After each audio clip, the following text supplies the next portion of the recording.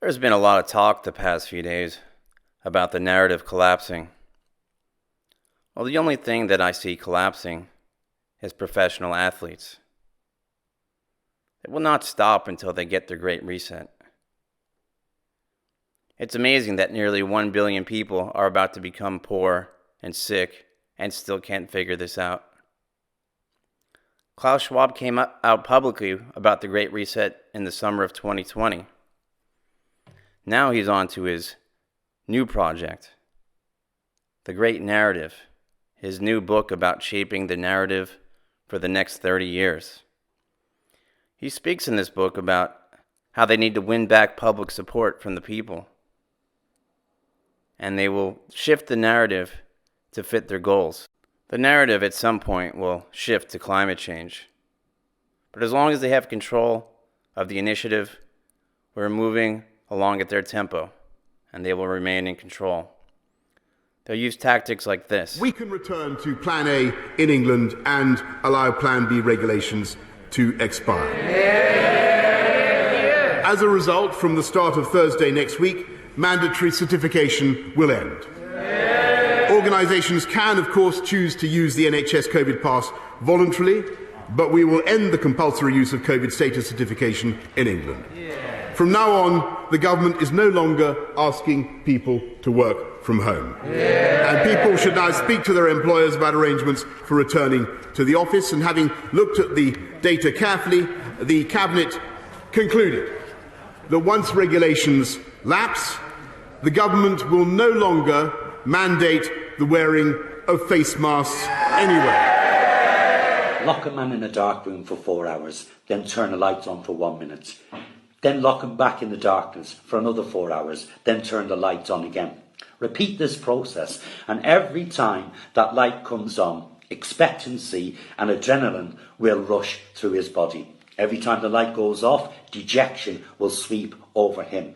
After 2 days of this treatment, I promise you, he will say or do whatever you want in order to leave that room, because you will have broken his spirit. Well, the COVID... And why are certain countries tightening the restrictions and others releasing? They're using a push-pull method, classic tactic they've been using for 2 years. They disorient you with all types of different information.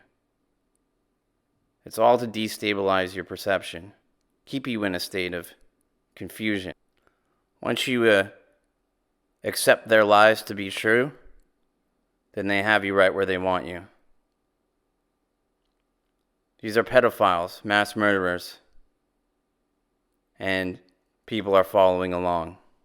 This country is doomed. I mean, this is just It is doomed, not just because insanity. of African Americans, but because by 2040, this country is going to be minority white European.